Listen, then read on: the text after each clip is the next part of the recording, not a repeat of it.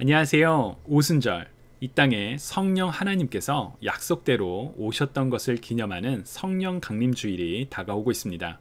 그래서 이 다가오는 오순절 성령 강림주일을 보다 뜻깊게 또 보다 은혜롭게 맞이하기 위해서 오순절 맞이 말씀 묵상의 시간을 오늘부터 4번에 걸쳐 가져보려고 합니다. 사실 이 오순절 맞이 말씀 묵상을 갖게 된 이유는 이번 2020년 우리 오순절에 교육부에서 Say the Holy Spirit 이라는 이제 프로젝트를 진행을 하거든요. 10초 내에 나에게 성령님은 어떤 분이세요? 라고 고백하고 그 고백을 같이 나누는 프로젝트입니다. 그래서 그 시간 속에서 우리가 성령 하나님을 생각해보자 라고 이제 제가 4개의 본문을 추천했거든요. 요한복음 16장, 그리고 사도행전 2장, 고린도전서 12장, 갈라디아서 5장 이렇게 4개의 본문인데 하루에 한 번씩 이 본문들을 함께 읽고 묵상해 봄으로써 우리가 성령 하나님에 대해서 더 생각해 보는 시간을 가져볼까 합니다. 오늘은 그 첫 번째 순서로 요한복음 16장 5절부터 15절을 우리 함께 읽고 묵상해 보도록 하겠습니다. 자, 우리 한 목소리로 요한복음 16장 5절부터 15절을 같이 한번 읽어볼까요? 이제 나는 나를 보내신 분에게로 간다. 그러나 너희 중에 어디로 가십니까? 라고 묻는 사람이 없고 도리어 내가 한 말 때문에 너희 마음에 슬픔이 가득하구나. 그러나 내가 진실로 진실로 너희에게 말한다. 내가 떠나가는 것이 너희에게 유익하다. 내가 떠나가지 않으면 보혜사가 너희에게 오시지 않을 것이다. 그러나 내가 가면 너희에게 보혜사를 보내주겠다. 보혜사가 오시면 죄에 대해, 의에 대해, 심판에 대해 세상을 책망하실 것이다. 죄에 대해라고 한 것은 사람들이 나를 믿지 않기 때문이요. 의에 대해라고 한 것은 내가 아버지께로 가므로 너희가 다시는 나를 볼 수 없기 때문이요. 심판에 대해라고 한 것은 이 세상의 통치자가 심판을 받았기 때문이다. 아직도 내가 너희에게 할 말이 많지만 지금은 너희가 그 말들을 알아듣지 못한다. 그러나 진리의 성령 그분이 오시면 너희를 모든 진리 가운데로 인도하실 것이다. 그분은 자기 생각대로 말씀하시지 않고 오직 들은 것만을 말씀하시며 또한 앞으로 일어날 일들을 너희에게 말씀하실 것이다. 그분은 내 것을 받아서 너희에게 알려주실 것이므로 나를 영광되게 하실 것이다. 아버지께 속한 모든 것은 다 내 것이다. 그렇기 때문에 성령께서 내 것을 받아서 너희에게 알려주실 것이라고 말하는 것이다. 주님의 말씀입니다. 아멘. 우리가 성경을 읽고 묵상할 때 가장 중요한 2가지 질문이 있다면 하나님은 누구이신가? 그리고 본문에 나는 누구인가? 라는 질문입니다. 여러분 이 영상을 지금 포즈, 이렇게 스탑 버튼을 누르시고 이 본문을 다시 한번 읽어보시면서 하나님은 누구실까? 또 이 본문 속에 나는 누구일까? 라고 생각해 보셔도 좋습니다. 그리고 지금부터는 저와 함께 이 본문의 몇 가지 의미를 같이 살펴보도록 하겠습니다.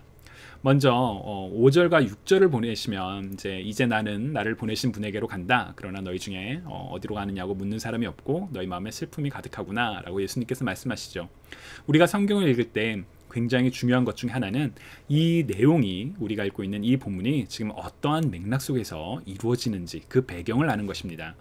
요한복음 13장부터 16장에 이르기까지 예수님께서는 이제 그 최후의 만찬 바로 잡히시던 날 밤 바로 그 저녁에 제자들의 발을 씻기시고 난 다음에 앞으로 일어날 일들에 대해서 그리고 남겨질 제자들에게 위로와 격려와 사랑의 메시지를 전해주시는 내용이 이어집니다.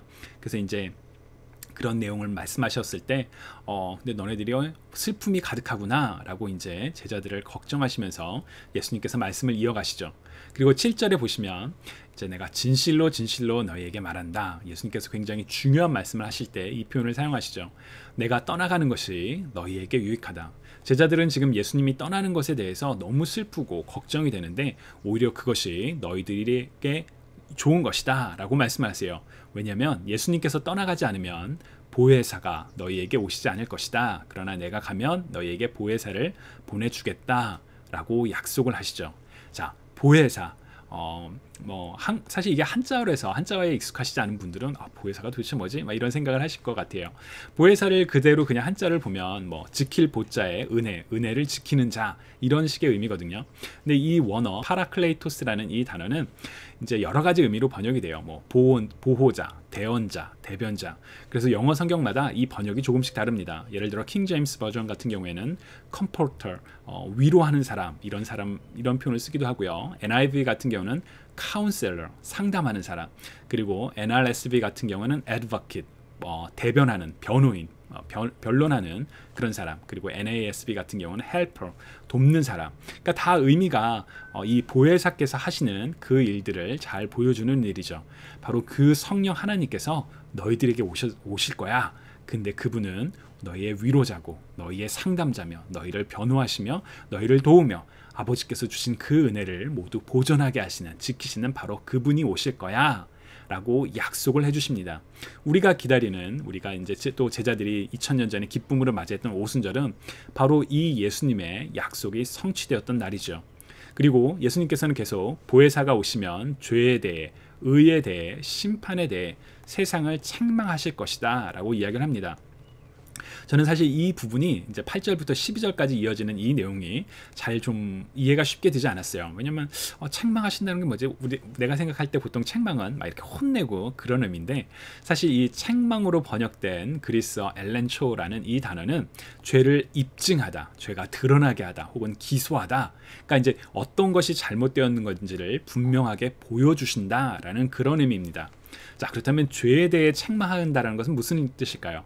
바로 예수 그리스도를 믿지 않았던 것, 예수 그리스도를 거절했던 것이 어떻게 잘못된 것인지를 분명하게 보여주신다는 것이죠. 의에 대해서라고 한 것은 내가 아버지께 가므로 너희가 다시는 나를 볼 수 없기 때문이요. 저는 정말 이게 어려웠어요. 무슨 말이지? 의는 의로움, righteousness인데 아버지께로 예수님께서 가셔서 볼 수 없다는 게 무슨 상관일까? 네, 그 NIV Application Commentary에서는 이걸 이렇게 설명하더라고요. 세상은 예수님을 불의한 죄인이 죽는 십자가에 달려 죽게 하셨어요. 그리고 무덤에서 예수님이 죽음, 곧 더 이상 볼 수 없게 된 것이 바로 예수님의 불의함 때문이라고 생각을 했어요. 그러나 하나님께서는 부활을 통해 예수님께서 죄가 없으시고 의로운 분이셨다는 걸 보여주셨고, 지금 예수님을 볼 수 없게 된 이유는 바로 예수님께서 아버지 하나님과 함께 계시기 때문이다 라는 것이라고 설명을 합니다. 즉 세상이 내가 아버지께 가므로 너희가 나를 더 이상 볼 수 없게 됐다라는 그 표현은 예수님이 불의하지 않고 의로우신 분이며, 그러나 세상은 예수님을 불의하게 잘못 보았다, 그것을 드러나게 할 거다라고 해석을 합니다. 또 심판에 대해라고 한 것은 이 세상의 통치자가 심판을 받았기 때문이다. 여기서 말하는 심판은 예수 그리스도로 말미암아 세상의 통치자들의 권위가 사라지고 진정한 하나님의 나라가 이루어지는 것, 곧 세상에 대한 심판이 분명하게 이제 드러나도록 성령님께서 입증하실 것이다, 책망하실 것이다, 드러나게 할 것이다 라는 그런 표현입니다. 그리고 계속해서 13절에서 15절을 보시면 이제 진리의 성령님이라는 표현이 나오죠. 진리의 성령님. 성령 하나님께서는 우리를 진리로 인도하시는 분이십니다. 또한 그분은 자기의 생각대로 말씀하시지 않고 오직 들은 것을 말씀하시며, 또한 앞으로 일어날 일들을 너희에게 말씀하실 것이다. 성령 하나님께서 하시는 중요한 일 중에 하나가 예수님께서 말씀하신 것을 기억나게 해주실 뿐만 아니라 또한 앞으로 일어날 일들에 대해서 말씀해 주신다는 것이죠. 근데 중요한 건 이 13절부터 15절에 이어지는 이 내용이 바로 성부 하나님과 성자 하나님, 성령 하나님께서 완전한 삼위일체로서, 트리니티로서 그 조화로운 동역을 이루어 가시는 모습을 우리로 하여금 보게 합니다. 왜냐하면 아버지께 속한 것, 그것을 성부 하나님께서 성령 하나님을 보내셔서 아버지께 속한 것을 드러나게 하시는데, 그 일은 예수 그리스도로 말미암아 그리고 성령 하나님께서 그 일을 같이 행하신다는 그런 내용들이죠. 자, 이런 점에서 볼 때 요한복음 16장 5절에서 15절은 성령 하나님께서 이 땅에 오시는 이유가 바로 예수 그리스도의 약속 때문으로 오시는 것 뿐만 아니라 성령 하나님께서 이 땅에 오셔서 행하시는 일들, 잘못된 것, 죄와 의와 심판에 대해서 드러나게 하시며, 또한 예수님께서 하신 일들을 기억나게 하고 또 앞으로 일어날 일들을 진리의 성령님께서 가르쳐 주실 것이다 라는 그런 내용을 이야기하죠. 자, 그렇다면 이 본문에서 여러분들께서 발견하신 하나님은 어떤 모습이신가요? 그리고 나는 또 어떤 모습일까요? 그런 내용들을 생각해 보시면서 이 영상이 끝나고 난 뒤에 다시 한번 요한복음 16장 5절부터 15절을 한번 세 번 정도 다시 한번 읽어보세요. 그러면서 하나님은 누구신가? 성령 하나님, 내가 어떤 마음으로 그분을 기다리고 또 그분께서 오신 것을 기억하고 기뻐할 수 있을까? 그런 마음으로 오순절을 기다리고 준비하면 좋겠습니다. 그러면 내일 또 사도행전 2장의 말씀과 함께 여러분들을 찾아뵙겠습니다. 감사합니다.